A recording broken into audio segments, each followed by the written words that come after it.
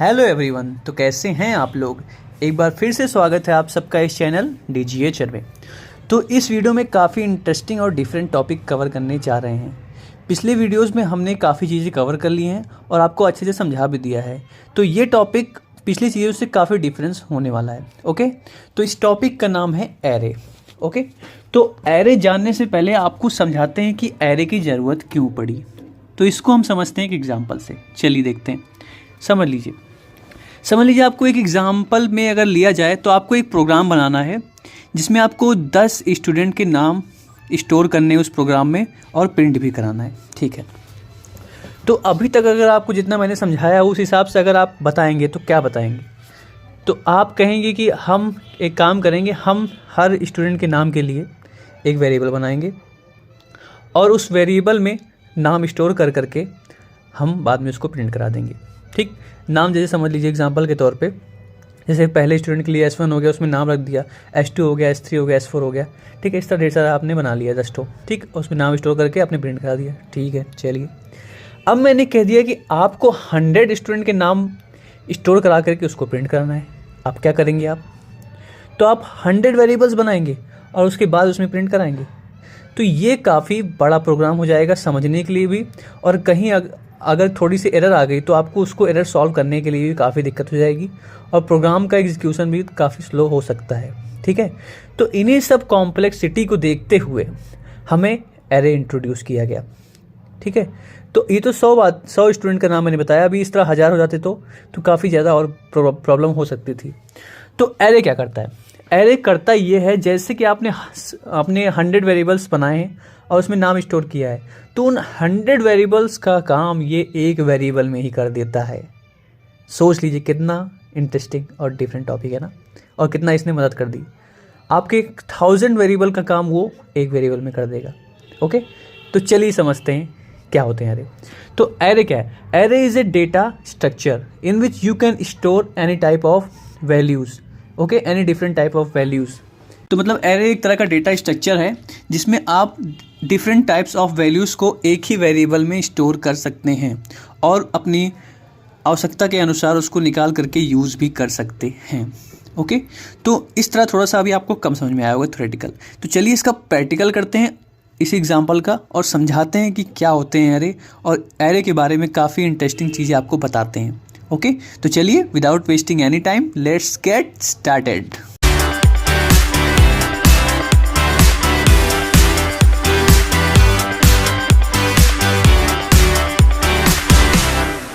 तो हम अपने VS कोड पर आ चुके हैं। तो अगर आपको नहीं मालूम अभी तक VS कोड क्या होता है, तो VS कोड एक कोड एडिटर है जिसमें अपना हम कोड लिख करके उसको एडिट भी कर सकते हैं। ओके, तो इसको आप सिंपली जाके गूगल से डाउनलोड कर सकते हैं। ये ओपन सोर्स है, फ्री ऑफ कॉस्ट। ओके, तो चलिए अब इसमें हम एक प्रोग्राम बनाते हैं जो मैंने आपको एग्जांपल दिया। तो एग्जांपल क्या था वो याद कर लीजिए फिर से। एग्जांपल था वो कि जैसे आपके पास 10 स्टूडेंट्स हैं, ठीक है, और उन 10 स्टूडेंट्स का नाम आपको स्टोर कराना है।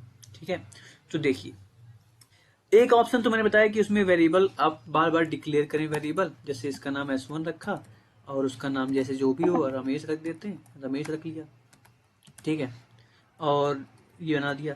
फिर इसी तरह आप S2 बनाएंगे, S3, तो काफी लंबा हो जाएगा। ठीक, तो एरे से करते हैं। चलिए देखते हैं कैसे करते हैं एरे से। तो एरे से करते हैं हम ऐसे, एक बनाते हैं वेरिएबल जिसका नाम रखते हैं स्टूडेंट्स।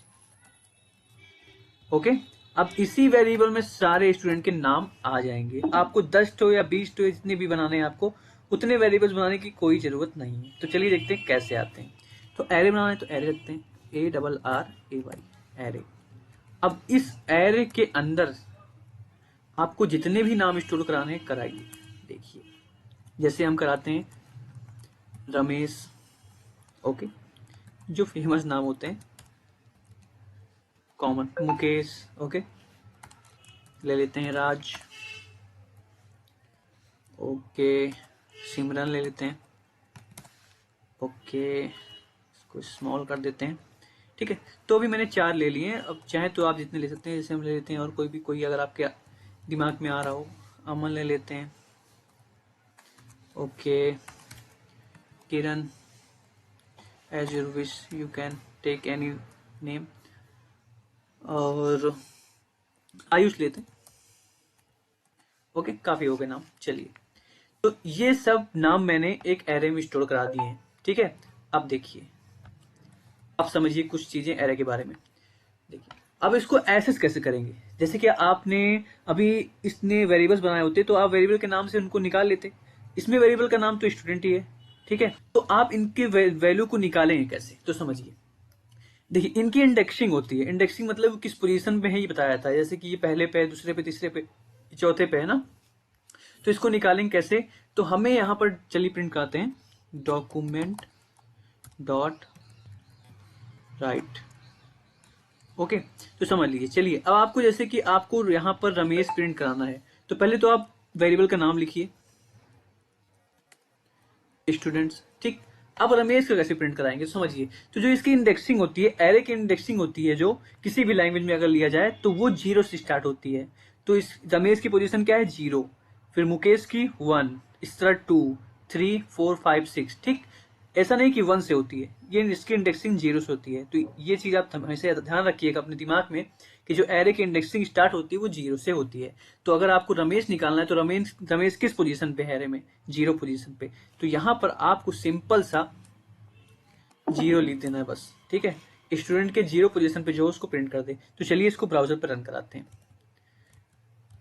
तो ब्राउजर पर हम यहाँ रन करा के रिफ्रेश करते हैं, तो यहाँ पर रमेश लिख करके आ चुका है। तो इसी तरह अगर आपको प्रिंट करना है सिमरन का नाम, तो बताइए कौन सी इंडेक्सिंग होगी सिमरन की। सिमरन की इंडेक्सिंग कौन सी है, 0, 1, 2, 3, 3 पे है। तो यहाँ पर अगर आप 3 लिख देंगे, उसको सेव करके रन कराते हैं, यहाँ पर रिफ्रेश कर दीजिए। देखिए सिमरन आ चुका है, आ चुकी है, ठीक। तो ये कितना सिंपल हो गया आपके लिए, सोचिए। अभी आपको ढेर सारे वेरिएबल्स बनाने पड़ते, फिर उन वेरिएबल्स के नाम को एक एक करके प्रिंट कराना पड़ता, तो काफी दिक्कतें आती। अब इस तरह क्या है, आपने यहाँ पर एक वेरिएबल बनाया और उस वेरिएबल में एरे बना करके आपने इसमें स्टोर कर दिया, जितनी वैल्यू चाहिए उतनी वैल्यू स्टोर कर दिया आपने, ठीक है। तो ये होते हैं हमारे एरेस, ओके। अब देखिए इसके बारे में और भी चीजें समझते हैं। देखिए, अब इसको जैसे आपको एक साथ कई नाम, सारे नाम प्रिंट कराने हैं, तो आप कैसे कराएंगे, सोचिए। बस एक ऑप्शन तो ये है कि आप डॉक्यूमेंट डॉट राइट बार बार यहाँ पर इसे लिखें, और सिंप्लिसिटी के लिए हम यहाँ पर जल्दी के लिए कॉपी कर ले रहे हैं। फिर यहाँ पर आप जैसे पहला नाम प्रिंट करना है तो आप यहाँ पर 0 लिखेंगे, दूसरा नाम प्रिंट करना है तो आप यहाँ पर क्या लिखेंगे, 1 लिखेंगे, ठीक है। तो इस तरह आप ढेर सारे नाम को प्रिंट कराएं तो आप उतने नाम को बार बार चलाएंगे, ठीक है, बार बार प्रिंट कराएंगे। तो ये भी काफी कॉम्प्लेक्स हो गया, तो इसका भी सोल्यूशन दे दिया गया हमें। इसका सोल्यूशन मैंने आपको बता भी दिया है, सोचिए थोड़ा सा, सोचा आपने। तो मैंने जो पिछले वीडियोज में आपको कॉन्सेप्ट बताया था लूप्स का, उन्हीं लूप्स का कॉन्सेप्ट का यूज करके हम यहाँ पर इसको प्रिंट करने वाले हैं, ठीक है। तो चलिए देखते हैं कैसे इसका प्रिंटिंग होगी। तो देखिए कैसे करते हैं, इसको डिलीट कर देते हैं एक लाइन को, और यहीं पर हम अपने लूप को लगाते हैं।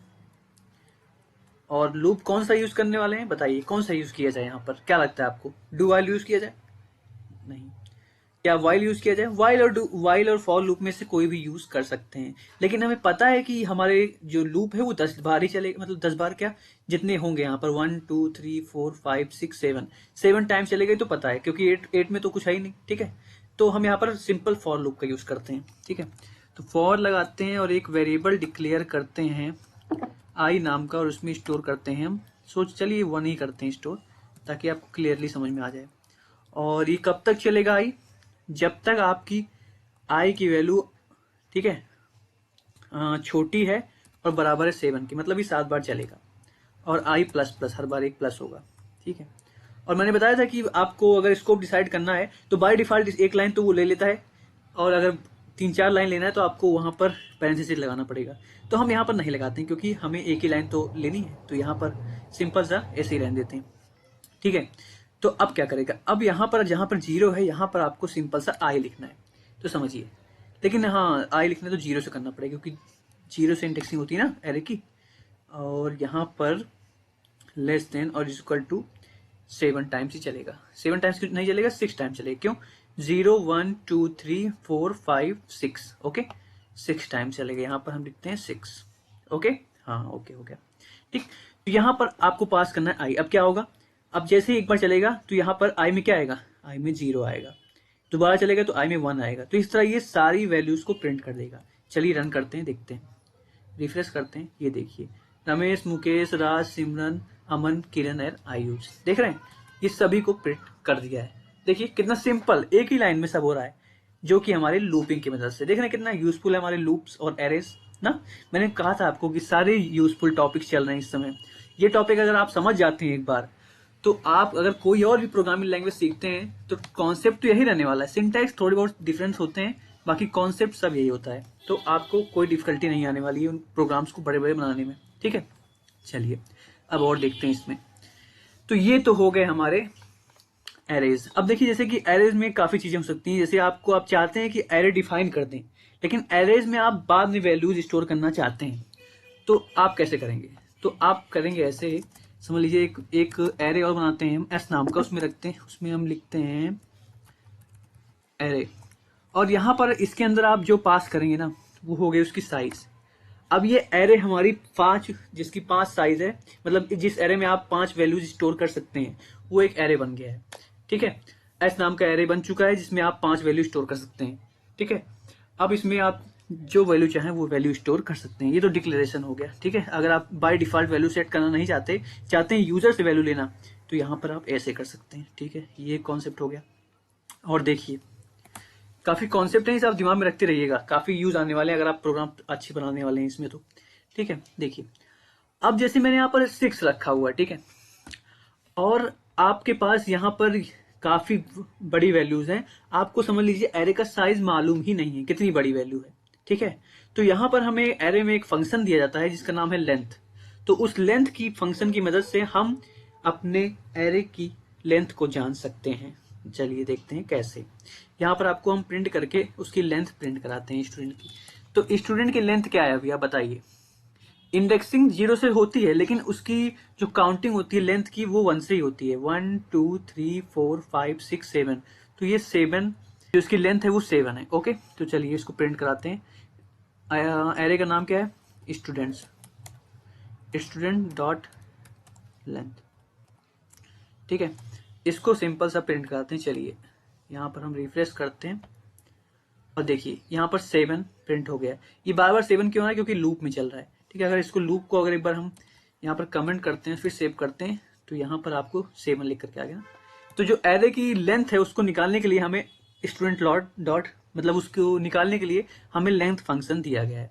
इसकी यूज कैसे करते हैं हम? इसका यूज ऐसे करते हैं हम, तो यहाँ पर हम जहाँ 6 लिखे हुए हैं यहीं पर हम लिख देते हैं क्या, ये student dot length, student dot length.